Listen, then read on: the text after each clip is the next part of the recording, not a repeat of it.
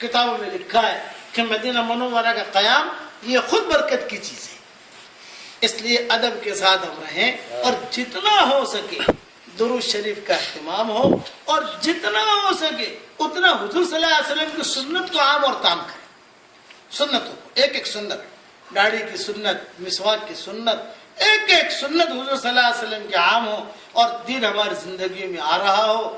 لوگوں کو کوئی بھی حرم شریف میں ملنے کے لیے آئے اسے کسی نہ کسی اعتبار سے دین کی دعوت دو.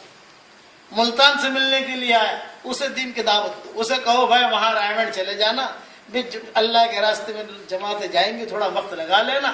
یعنی کسی نہ کسی اعتبار سے ہم دعوت کے کام میں اپنے آپ کو لگائے رکھیں اور دین ہماری زندگی میں آئے. اس کے لیے آسان طریقہ وہی، اے اللہ مجھے تجھ سے محبت ہے، تیرے نبی سے محبت ہے، تیرے قرآن سے محبت ہے، تیرے دین سے محبت ہے. اتنا اللہ کے سامنے پیش کر دو. حضرت فرماتے تھے جھوٹے دل سے ہی پیش کر. حضرت کہتے تھے جھوٹے دل سے پیش کر، پیش تو کر. دور ہے منزل مقصود مگر ہے تو صحیح، دور ہے منزل مقصود مگر ہے تو صحیح. راہ کٹ جائے گی تو عزم سفر پیدا کر. راہ تو کٹ جائے گی تو عزم سفر پیدا کر. تو جھوٹے دل سے پیش کر، اللہ اس میں حقیقت ڈالتے ہیں.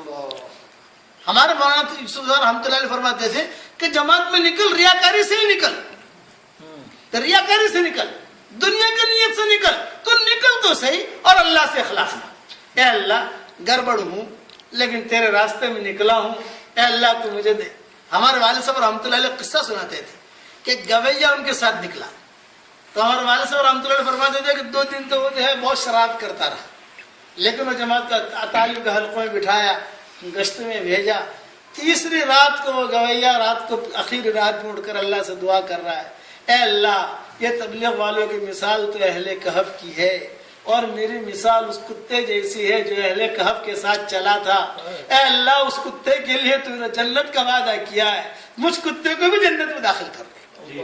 تو والد صاحب فرماتے تھے وہ بیٹھا ہوا رو رہا تھا، دعا مانگ رہا تھا، میں پیچھے بیٹھا ہوا آمین کہہ رہا تھا. میں نے اللہ سے کہا چپکے سے کہ اللہ تیری رحمت کی بارش تو اس پر برس رہی ہے، کچھ قطرے مجھ پر بھی ڈال تاکہ میرا بیڑا بھی پار ہو جائے.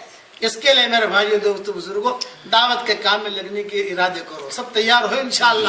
بتاؤ بھی آپ لوگ سب جوان جتنے ہمارے بچے وہاں ہندوستان جا کے وقت لگاؤ گے انشاءاللہ. اللہ تعالیٰ عمل کرنے کے توفیق.